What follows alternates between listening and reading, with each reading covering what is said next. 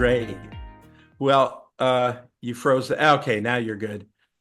Well, I was thinking about this the other day, Clemente. Was that how long have we known each other? Oh my And gosh. God, I thought about that a little bit, and it's been, I think, 14 years, That's correct. 2010. 2010 to now. So I wanted to ask you, the other thing that came to my mind was how much this industry has changed. Yes. I mean, it's completely kind of gone upside down. Um, can you talk about that from your perspective? Oh my gosh. I don't know where to start, Laszlo.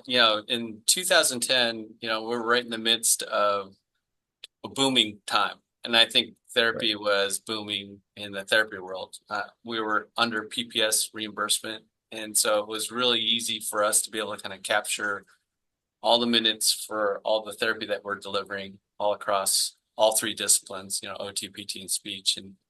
And for us, it was what I call the heyday.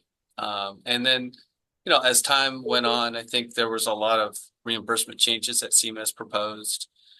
And obviously, moving through that time period, changes occurred in 2018, 2019, and then obviously we got hit with COVID. So you talk about an evolution in a short period of time. We've changed quite a bit from being the main driver of their reimbursement to now being just a part of that, or a slice of pie of reimbursement. So it's really made a difference in terms of how rehab's been looked at.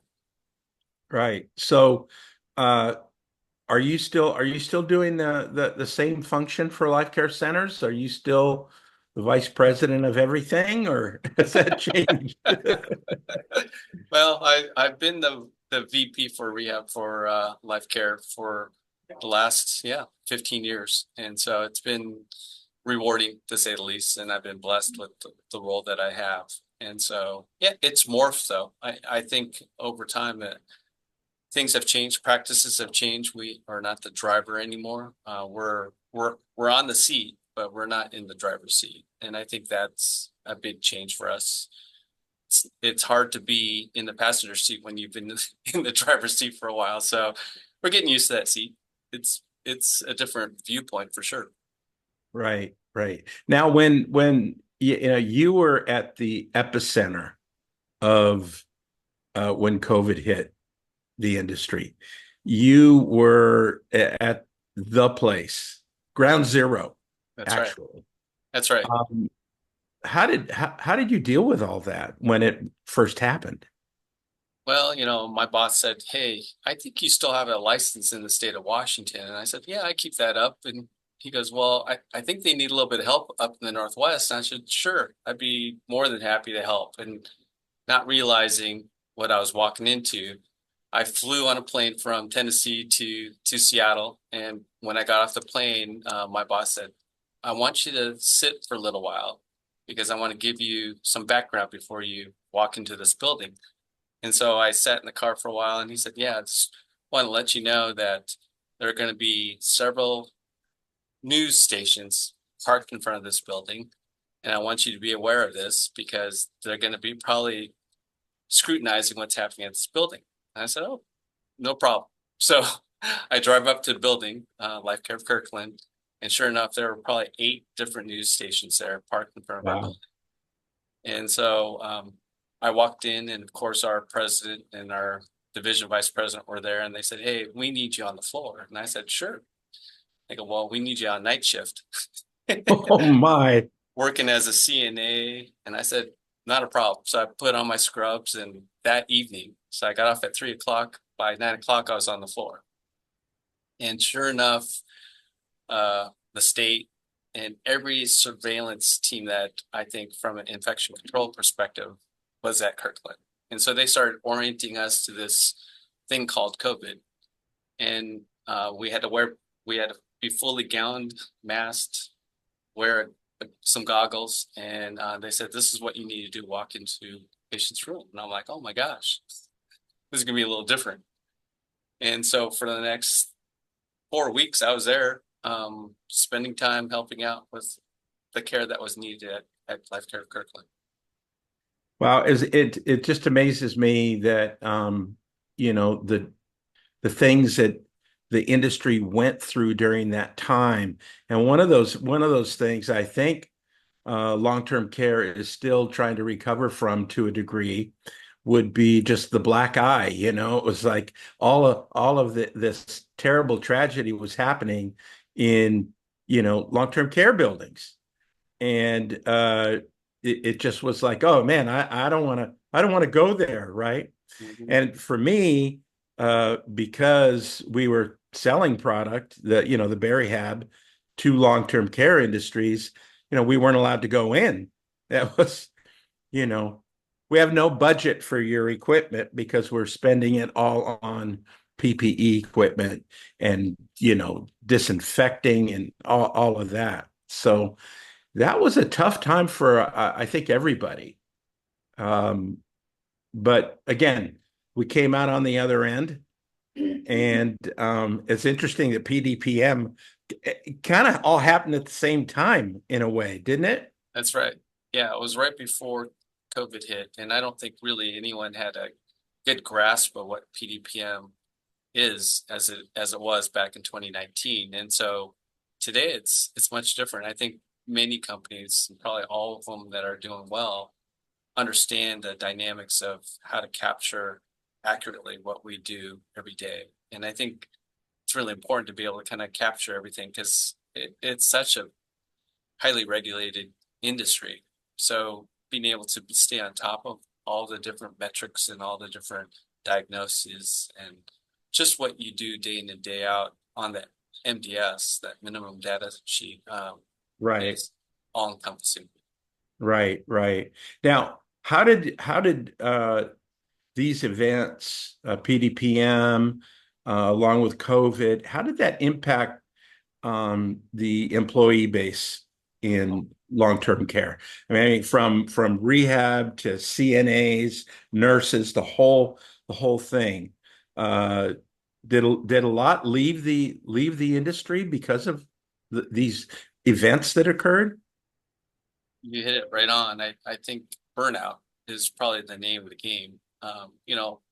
Therapists and healthcare workers in general they have their heart in the right place. And so they always try to do the right thing. But, over a period of time, when you're under high scrutiny, working long, long hours, I think burnout kind of set in for many in some cases, scared some folks, just with the fact of possibly catching COVID. And Right. then the effects of what could happen if you did get COVID. And so I think a number of healthcare workers, including therapists, decided to leave the industry and either move into different sectors. And so as a result, we do have a shortage of nurses and therapists out in the industry right now. So, so what kind of recruiting efforts do you guys do to bring on, the new graduate class of, 2024 that is just entering into the, therapy world?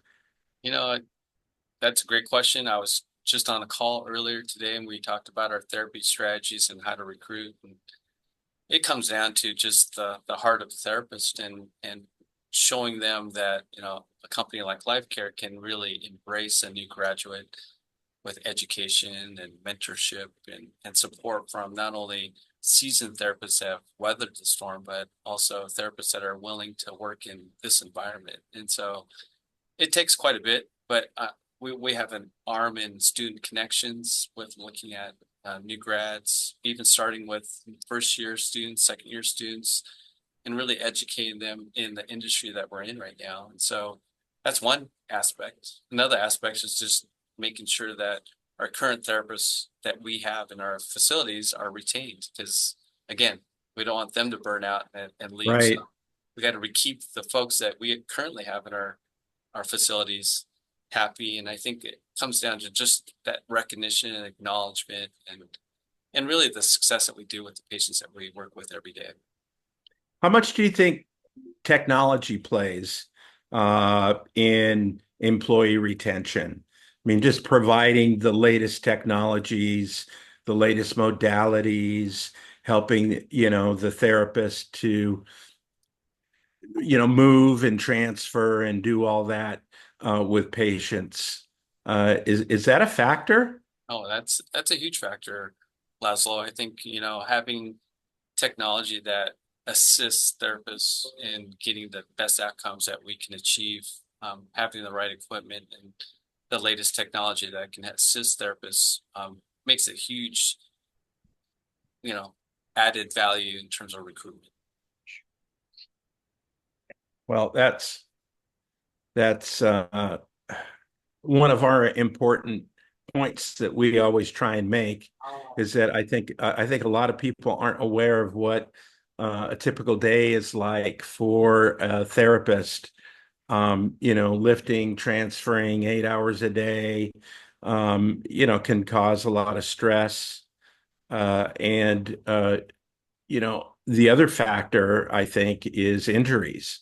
Mhm. If we can help them to avoid injuries, that was our goal in the very beginning, was here we have this product and we know what its value is, and how do we get it out there?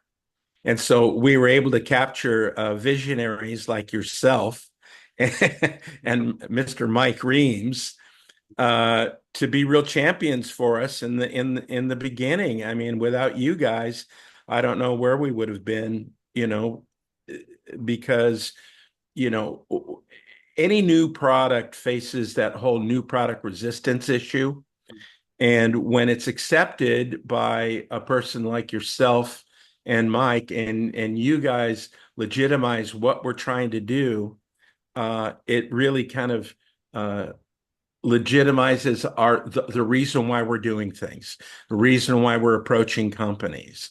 So I want to thank you and Mike, for believing in our company and our product over the past 14 years. Now, here's a completely different question. How does the rehab hospital industry, how has that affected long-term care? I think the hospital setting is all about, trying to get those patients back home. And I think patients want to be back home.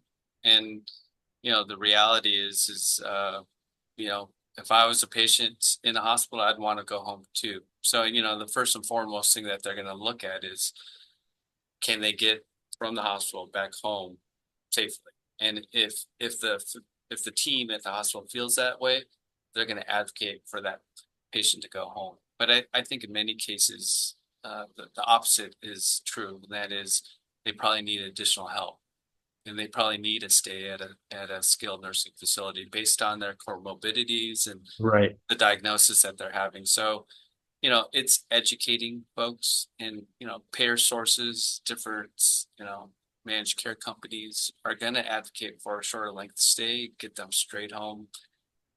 And there's a benefit to coming to skilled nursing.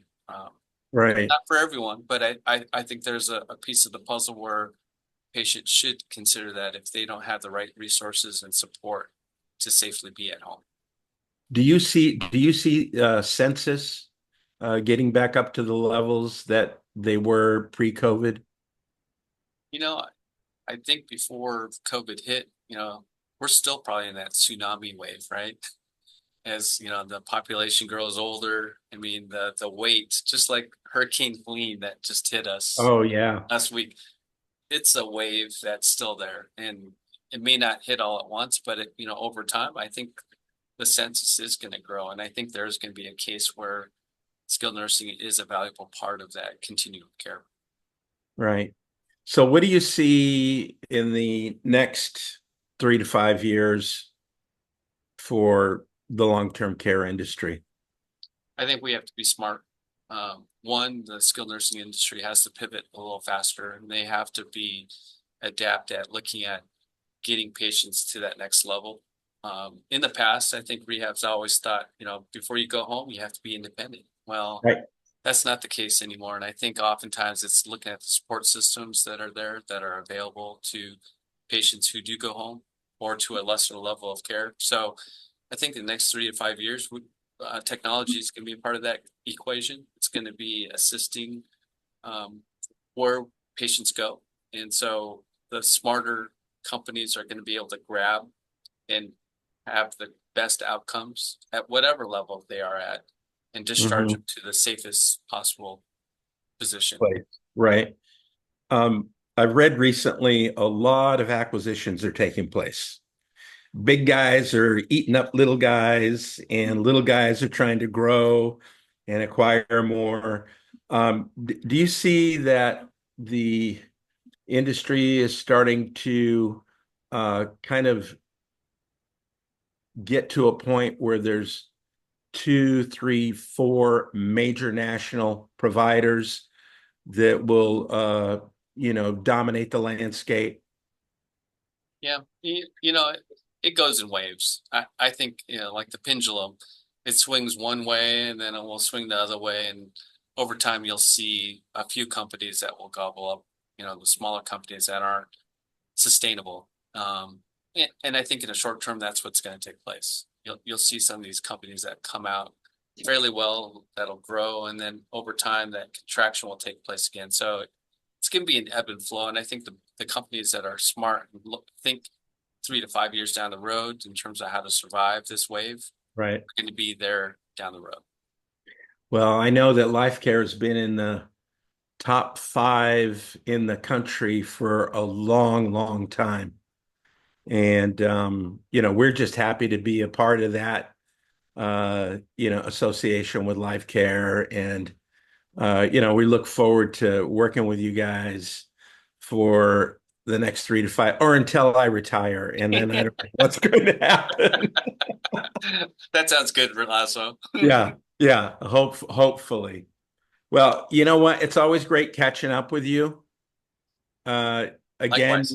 you haven't aged a day, so don't work too hard. I'm glad you're back to work, and I'm glad you're home safe. Thank you. So let's keep in touch. Okay. Tell Definitely. Definitely. tell Mike Reams I said hello. Will do, Laszlo. Hey, it was great catching up with you. Yeah, good talking to you too. Thanks for your insight. Really appreciate it. Yep. Thanks again. Okay, bye.